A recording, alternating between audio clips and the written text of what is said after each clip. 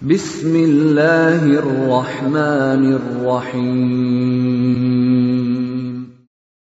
وَلْتَكُنْ مِنْكُمْ أُمَّةٌ يَدْعُونَ إِلَى الْخَيْرِ وَيَأْمُرُونَ بِالْمَعْرُوفِ وَيَنْهَوْنَ عَنِ الْمُنْكَرِ. Assalamualaikum warahmatullahi wabarakatuh. Alhamdulillah wassalatu wassalamu ala rasulillah mabad.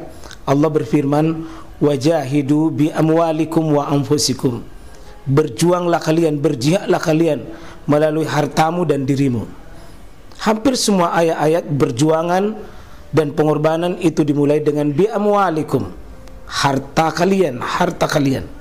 Saya mengajak secara praktis dan kami sudah buktikan. Rp1.000 itu bisa luar biasa dahsyat. Bisa beli mobil, bisa buat kuburan, ya, bisa membangun masjid. Uang 1.000. Mari kita satukan uang 1.000 kita. Nanti kami jemput. Di rekening ini insya Allah bisa kita buat. Di rekening ini insya Allah kita buat sebuah kekuatan umat dengan Rp1.000. Rp1.000 dahsyat. Ya, kalau Allah mengakui bahwa ahabu, mungkin ada amalan kita kecil, tapi itu yang menggugurkan dosa-dosa dan kesalahan kita. Jangan remehkan, Pak. Kalau Allah mengatakan ahabu, aku paling suka, artinya sama dengan amalan seseorang yang seorang penzina, seorang ahli maksiat ambil air minum kemudian dikasih minum anjing yang kehausan. Sederhana logika kita, tapi Allah mengatakan saya ampuni dosa-dosamu karena kecintaanku pada amalanmu tersebut. Jadi bisa jadi Pak, amalan kecil, sederhana dan remeh di hadapan manusia, tapi Allah senang di ruang lingkup waktu 1 sampai 10 Zulhijjah. Ya Allah, sehatkan yang sakit, angkat permasalahan kami dengan rahmat dan kasih sayang-Mu, tebarkan nilai-nilai keikhlasan di tengah kami atas hadirnya pengorbanan umat ini. Maka jemaah sekalian, insyaallah tema kita hari ini hari kedua, perlunya imunisasi akidah sejak dini. Jadi kalau tadi malam kita bahas bagaimana akidah itu segalanya, akidah itu adalah langkah awal kita berbuat. Maka mari malam hari ini lanjutannya adalah kita imunisasi akidah kita supaya jangan rusak, jangan sakit, jangan loyo, apalagi mengalami gangguan. Itu diimunisasi, ya, dibutuh imunisasi. Imunisasi itu menyehatkan. Cuma apa? Kalau kita lihat Nabi Ibrahim alaihissalam, ini kita coba ambil di surah Ibrahim pada ayat yang ke-37 ada kata yang kami renungkan. Saya coba belajar Quran itu Pak, bukan membaca teks ayat saja, tapi bagaimana memaknai pesan sebuah ayat, rangkaian kalimat-kalimat itu apa pesannya. Ayat Al-Quran butuh dibaca, butuh dihafal, tapi itu tidak berhenti kita, karena Quran ini hudal linnas. Dia panduan hidup. Quran tidak bisa memandu hidup kita kalau kita tidak paham apa yang kita baca tersebut. Bacaan kami dengan ayat ini, auzubillahi minasyaitonirrajim, wa iz qala Ibrahim, dan ingatlah ketika Ibrahim itu berkata kepada Allah Subhanahu wa taala. Jadi ada ungkapan-ungkapan Ibrahim yang diabadikan oleh Allah untuk kita baca, itu pesan, kita sambungkan dengan suasana hati kita hari ini, supaya kita itu seperti hadir menyaksikan Ibrahim baca itu. Kita hadir menyaksikan ungkapan Ibrahim itu, karena ada ayat wa iz. Tidak mungkin ini kata ada wa iz kalau tidak ada perintah kita terlibat di dalam sesudah iz itu, yakni qala. Apa permintaan Ibrahim? Wa iz qala Ibrahim Rabbi, ya Allah Tuhanku. Ini keluhan dari keluhan Nabi dalam Al-Quran, keluhan para rasul yang disebut dengan menggambarkan butuhnya dia kepada Allah. Inilah hubungan seorang manusia dengan Khaliknya yang diungkapkan dengan ungkapan rububiyah. Rububiyah, wa iz qala Ibrahim Rabbi. Rabb ini adalah ucapan tertinggi bagi seorang muslim dalam hal berakidah. Maka kalau kita baca alhamdulillahi rabbil alamin, baru ar-Rahman, ar-Rahim, Malik, semua itu tidak ada artinya ar-Rahman, ar-Rahim kalau kita dimulai dengan alhamdulillahi rabbil alamin. Dan itu ungkapan 17 kali kita ulang-ulang tiap hari. Sebagaimana Ibrahim, Rabbi, wahai Allah Tuhanku. Ini kurang lebih 500 kali diulang dalam Al-Quran, makna yang serupa dengan itu. Makanya kalau kita berdoa Rabbana, itu dari kata Rabbi. Ya Rabbi, ya Allah. Kalau ya Allah, itu sudah tingkatan lagi di atasnya. Ya Allah, ya Allah, artinya sifat al-uluhiyah kita, ikatan diri kita dengan Allah Subhanahu wa ta'ala dalam mentauhidkan posisi Allah sebagai Rabb. Kita pakai ya Allah. Karena itu tidak ada doa yang paling disukai melebihi dari 2 kata, ya Allah, ya Rabb, ya Allah, ya Rabb. Kalau Bapak berdoa, doa ini yang paling disukai oleh Allah, ya Allah, ya Rabb. Apa doanya? Ija'al, jadikanlah haza al-balada aminah, negeri ini, negeri Mekah, waktu Nabi berada di Mekah. Jadikan negeri ini sebagaimana la uqsimu bihazal balada, la uqsimu bihazal balada wa anta hillum bihazal balada wa walidi wa ma walada. Haza yakni Makkah. Beliau berdoa doa umum, jadikan negeri ini negeri aman. Lihat doa Nabi memulai sesuatu umum, lalu dirinya dan keturunannya. Dirinya wa janubni, ya Allah jauhkanlah diriku, wa baniya, dan keturunanku. Dari mana? Jauhkan diriku dan keturunanku dari mana? Anak budal asnam, dari beribadah kepada asnam, jamak dari kata asnam, sanamun, artinya ma ya'budu ilallahi ghairu, apa yang diibadahi selain Allah. Selain Allah namanya asnam. Itu bisa diambil dari hadis ini. Kalau kita buka hadis, salah satu di hadis Tariq bin Syihab ini ada kata dakhalal jannah rajulun fi zubab, seseorang masuk surga itu karena perkara lalat. Wa dakhalan nar rajulun fi zubab, dan ada seseorang yang masuk surga karena masuk neraka karena sembelihan lalat. Qalu wa kaifa zalika ya Rasulullah? Gimana seseorang bisa masuk surga hanya dengan lalat, masuk neraka gara seorang seekor lalat? Wa kaifa zalika ya Rasulullah? Qal marra rajulani ala qaumin lahum sana. Karena kata beliau, 2 orang melewati satu kaum di mana kaum itu lahum sanamun.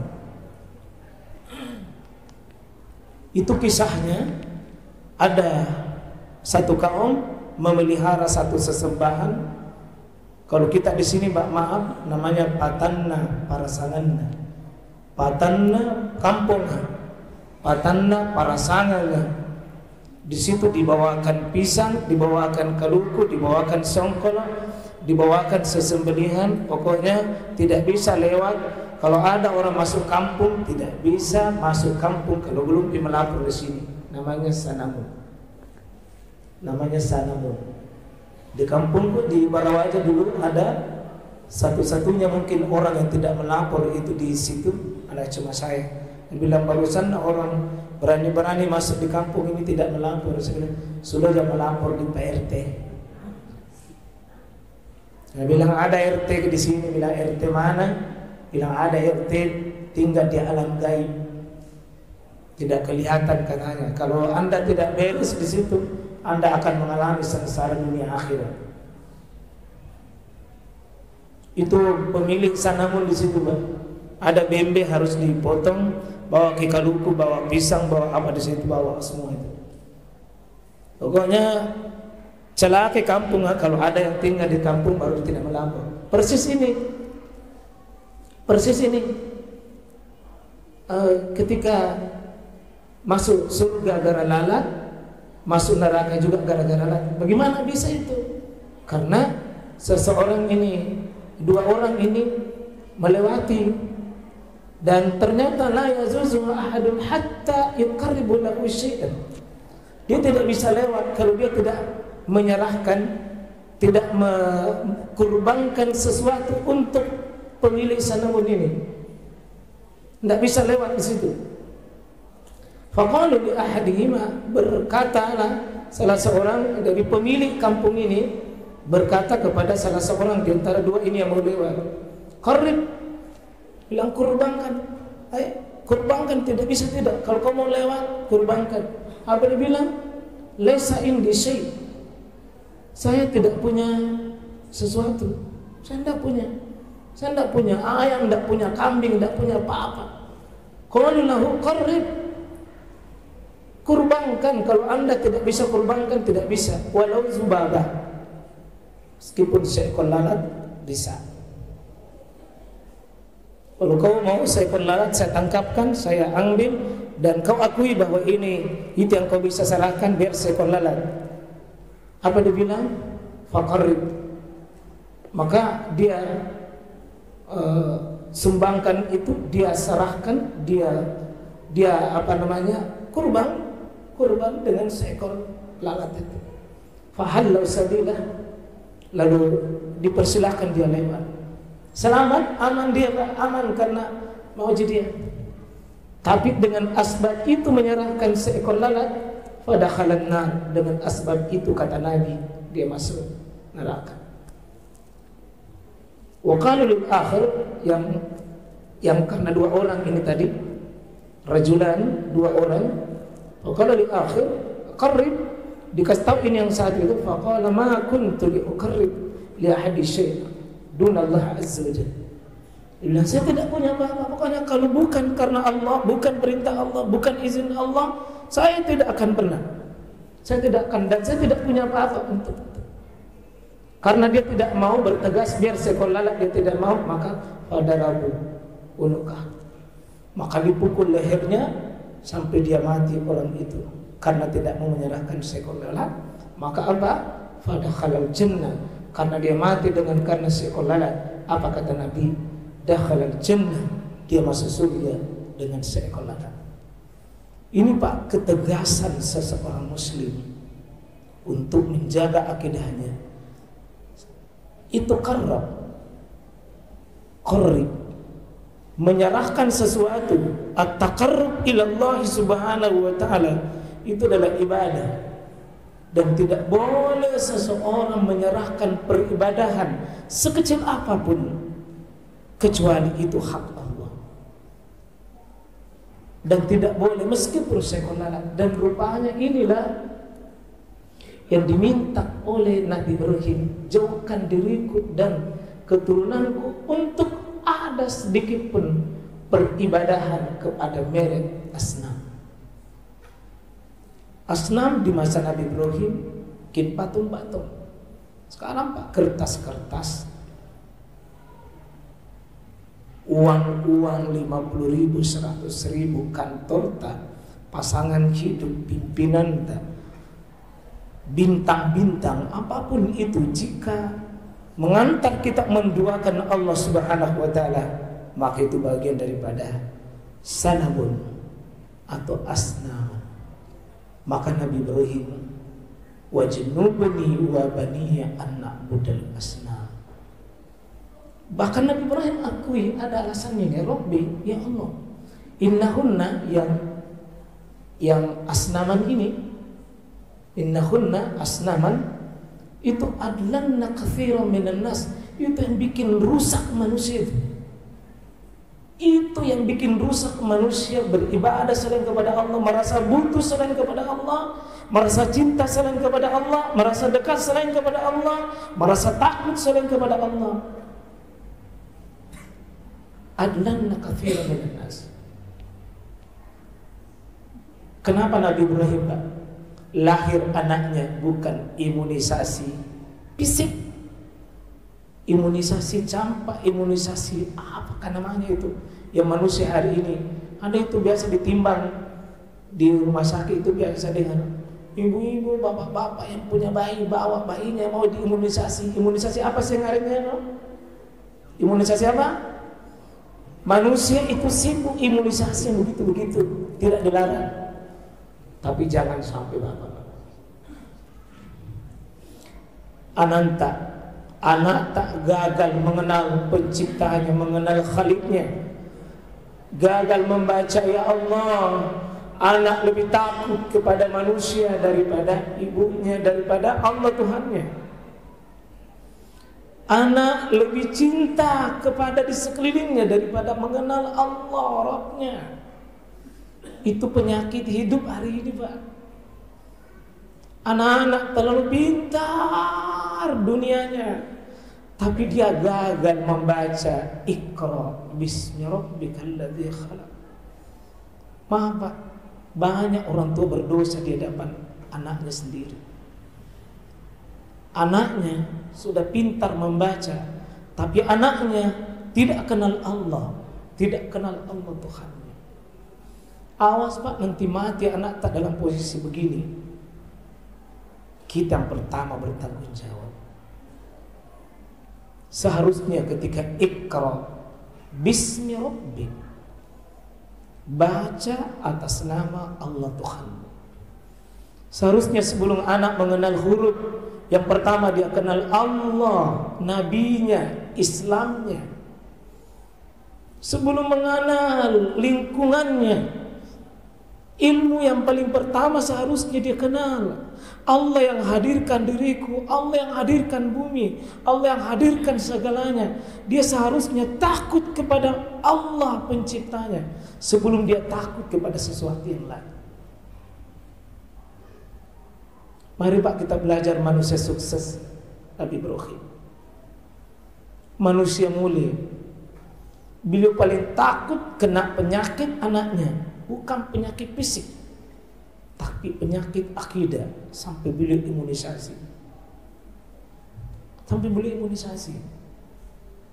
Beliau mendoakan dirinya dan anaknya, kurang lebih 30 doanya lebih dalam Al-Quran. Akan ke bawah nanti diurai itu doa-doanya itu. Tapi doa pertamanya, sesudah negerinya, masyarakatnya, kaum muslimin, manusia pada umumnya, Nabi Ibrahim mendoakan dirinya dan keluarganya dalam perkara aspek akidah. Mohon, Pak, banyak sekali orang tua saya lihat nah pandang enteng ini urusan. Padahal tidak ada urusan yang paling terpenting dari seluruh nabi-nabi yang lalu melebihi tegaknya akidah pada anaknya. Karena kalau anak-anak sudah mengenal Allah, sudah mendahulukan Allah, lihatlah Ismail alaihissalam baru umur usia balik, masuki usia balik, ketika mau diserahkan, diminta lahirnya oleh orang tuanya, ya bunaya inni ara fil manam anni azbauka fanzur maza tara. Anakku, saya melihat dalam mimpi bahwa aku diperintah menyembelih lehermu. Fanzur, bagaimana sikapmu nak jika ayah menyembelih lehermu itu? Ya abati, wahai bapakku yang baik, if'al, ayah, If'al ma tu'mar, kalau itu diperintahkan Allah ayah, if'al ma tu'mar, jangan ragu-ragu. If'al ma tu'mar, kerjakan ayah. Satajiduni insyaallahu minas sabirin. Ananda dipotong lehernya, bisa bersabar ayah, karena itu maunya Allah. Ananda akan bisa bersabar dengan perintah itu. Coba lihat Pak, sekolah di mana Nabi Ibrahim? Ismail, lehernya mau dipotong, tapi dia berkata, ayahku yang baik, kalau itu maunya Allah, itu kehendak Allah. Ini sosok anak yang berhasil imunisasi akidah. Ayah, kalau maunya Allah, jangan berat. Kalau itu maunya Allah. Nah, ini yang mau Pak kita hadirkan di rumah-rumah kita, di lingkungan kita, pada diri kita. Kalau ada maunya Allah, ada kehendak Allah, ada perintah Allah, lakukan. Sami'na wa ta'na, jika itu maunya Allah, saya siap ya Rabb. Dan rupanya keluarga Nabi Ibrahim alaihissalam ini yang tertanam. Siti Hajar ketika diminta, jika itu maunya Allah, lakukanlah ya. Ismail, jika itu maunya Allah, lakukanlah ya. Ini yang disebut dengan al-aqdu. Al-aqdu ilallah. Maka dia terikat dengan apa maunya Allah. Dia terikat. Dan ini disebut dengan aqidatul imaniyah, aqidatul islamiyah. Kita terikat dengan Allah. Kenapa kita mau bangun salat subuh? Allah yang perintahkan bangun. Tidak boleh tawar-menawar. Kenapa anak-anak umur belum 7 tahun Pak, kalau sudah dididik akidah benar, nah Allah melarang kamu keluar dari rumah tidak pakai kudung. Allah diajarkan, nah nabimu menyuruh kamu makan dengan tangan kananmu, nabimu menyuruh kamu pakai kudung, nah nabimu menyuruh kamu berpisah dengan laki-laki dan perempuan, nah karena bukan mahrammu. Itu awal dari sebuah akidah. Jangan bertanya nak, ketika Allah yang mengatakan, ketika Rasulmu, nabimu yang menyuruh begitu nak, titik. Maka nali mu'minin wala mu'minatin iza qadallahu wa rasuluhu amra yakuna lahu khiyaratu min amrihi. Jika itu perintah datang kepada Allah, orang beriman Pak, maka nali mu'minin wala mu'minatin, jika orang beriman laki-laki dan beriman perempuan, iza qadallahu, kalau Allah sudah putuskan sesuatu, ayyakuna lahu khiyaratu min amrihi, tidak ada pilihan lain. Sami'na wa ata'na. Bagaimana kita beragama? Jangan suka tawar-menawar Pak. Jangan fayaquluna sami'na wa pikir-pikir dulu. Tidak ada pikir-pikir kalau sudah sami'na wa ata'na. Ibrahim, obat yang mesti kita obati Pak. Jangan sampai syahadat kita itu rusak oleh adanya noda-noda gangguan yang disebut dengan asnam. Mari Pak kita memasuki pintu gerbang Islam. Pintu gerbangnya adalah pintu gerbang syahadat. La ilaha illallah Muhammadur Rasulullah. Kita ikrar bahwa peganganku yang tertinggi Allah, peganganku yang tertinggi Rasulnya, sehingga apa yang diperintahkan Allah dan Rasulnya, di situ aku terikat. Dan apa yang dilarang oleh Allah dan Rasulnya, aku terikat. Meninggalkan yang dilarang, di situ ibadah. Dan ini yang dimaksud dengan pegang syahadat baik-baik. Syahadatullah wa syahadatul Rasul, persaksian bahwa Allah dan Rasulnya benar, nuntut kita la ma'buda bihaqqin illallah. Tidak ada lagi tempatnya aku berharap ibadah sedikit pun kecuali haknya Allah Subhanahu wa taala. Bapak yang puasa Senin Kamis akan ringan Pak, akan ringan kalau cuma sekedar tidak makan dan tidak minum, dibanding dengan perintahnya Allah kepada Nabi Ibrahim dengan Nabi Ismail. Karena itu saya mengajak Pak, sebenarnya Zulhijjah ini adalah latihan berkurban dari hal yang kecil-kecil. Kalau lehernya anak tak belum bisa kita serahkan, jangan dulu. Coba kurbankan tidur tak tolong. Sudah mau tidur, tapi Allah menyuruh kita bangun. Sehingga berislam itu Pak, mohon maaf, sama dengan Abu Dzar Al-Ghifari, 2 bulan datang bersyahadat sama Nabi. Gitu sudah bersyahadat sama Nabi, ya Rasulullah, maza ta'muruni ba'da haza? Apa tugasku sesudah bersyahadat ya Rasulullah? Sesudah saya bersyahadat, apa tugasku?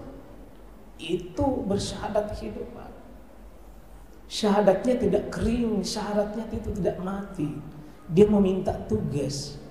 Syahadat tidak mati, syahadat yang membuahkan amal soleh.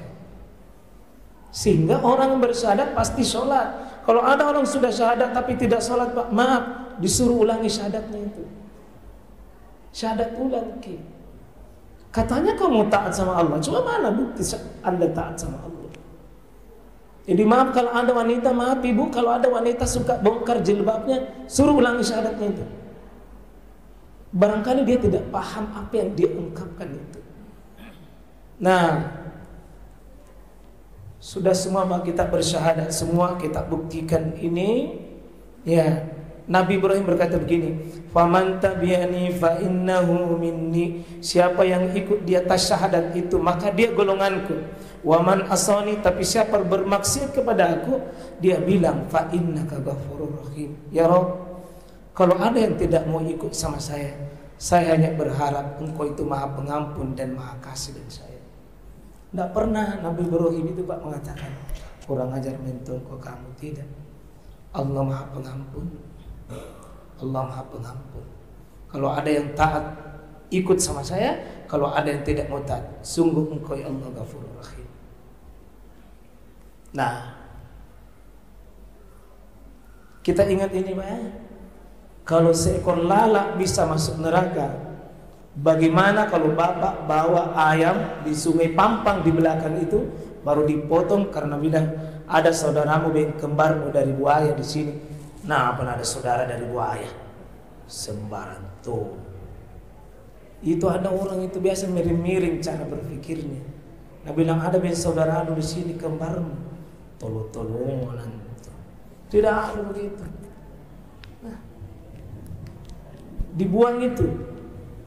Kalau seekor lalat saja bisa masuk surga karena keistiqomahan dalam akidah. Artinya Pak, nanti besok akan kita bahas dalam seperti tadi itu, inna sholati wa nusuki wa mahyaya wa mamati lillahi rabbil alamin, dibaca tadi sama Pak Imam. Itu yang kita mau praktekkan itu dalam hal beribadah, dalam hal penyembelihan. Beribadah seperti nanti menyembelih ayam, menyembelih sapi, menyembelih kambing, itu ibadah itu Pak. Bukan cuma sekedar potong kambing, potong ayam, itu ibadah itu. Karena dia ibadah maka harus dipelajari dua di situ, niatnya, dan harus dipelajari nanti tata cara peribadahannya itu. 2 tahun terakhir 3 juta orang masuk Islam Pak. Tidak main-main ini, 3 juta orang masuk Islam seluruh dunia, tidak kurang. Dan paling banyak di Amerika kata beliau, melihat tayangan dari Gaza Palestina. Ketegaran manusia di Palestina, di Gaza, tidak ada tandingannya di dunia. Amerika hari ini cemas, mati ketakutan dan cemas, stres. Sementara yang mandi dengan peluru, dengan bom kematian, tidak ada rasa takut dilihat di Gaza. Dari mana itu semua rasa keberanian? Allah cabut ketakutan yang ada di Palestina itu, saudara-saudara kita. Tapi yang justru di Amerika yang menyerang, justru dia yang kecemasan dan mati dalam keadaan ketakutan. Sampai banyak berikrar syahadat menerima Islam. Ustaz Syamsul Ali sebagai imam besar di sana menjadi bukti bahwa Jika orang berjuang dengan tulus di jalan Allah, Allah akan limpahkan keberkahan dalam hidup. Dicabut rasa cemas, dicabut rasa kegelisahan itu. Maka ya sekalian para pejuang-pejuang yang tulus, kalau masih ada cemas dalam dirinya, masih ada kekhawatiran dalam dirinya, coba bongkar kita punya niat-niat yang salah. Kita coba murni ya Rabb, cari rahmat Allah, cari ridha Allah. Niscaya Allah akan gerakan umat ini dengan caranya. Saya kira demikian Mbak, itu nasihat bagi saya pada kita semua. Mari kita jaga diri kita, anak-anak kita, keluarga kita. Semoga merahmati kita semua. Assalamualaikum warahmatullahi wabarakatuh.